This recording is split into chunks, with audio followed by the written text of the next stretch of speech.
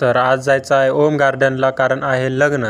तर आता जाऊया ओम गार्डनला. आता मी सध्या आहे किचनमध्ये, व्हिडिओ शूट करण्यासाठी आलो होतो. तर आता बाहेर देवांशला टी लावून दिलेलं आहे.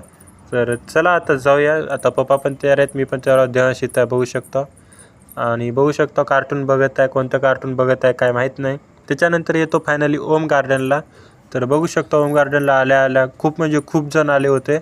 बघू शकता पुरं ओम गार्डनचं पुरं म्हणजे एक साईडचं पुरं भरून गेलं आहे. तर बघू शकता आता नवरदेव नवरी जात आहेत स्टेजकडे.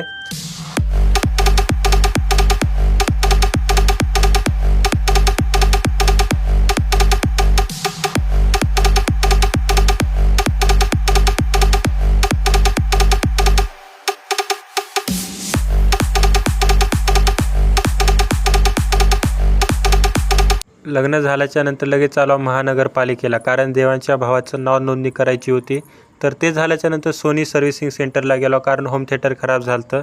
त्याच्यानंतर गेलो घरी गेल्याच्यानंतर मग रात्र झाली. नंतर लगेच आम्ही गावरान हॉटेलला आलो आणि इथं बालाजीच्या पप्पाचा डबा होता, ते डबा घेतला.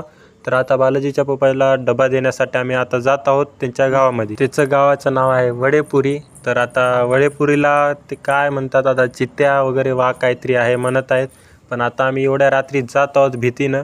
तर आता आम्हाला काय सांगू, आता पुढे होतं कुत्रं. आम्हाला वाटलं तेच आहे काय, की आम्ही खूप भिवून होतो. भिवून असं मग फायनली शेतामध्ये गेलो. त्याच्या मग डबा दिल्याच्यानंतर मग आता काय साईडलाच बघतो तर काय अजून एक कुत्रं राहते. पण असं वाटते त्याचे डोळे वगैरे बघून की काय सांगू, तुम्ही आता स्वतः बघा.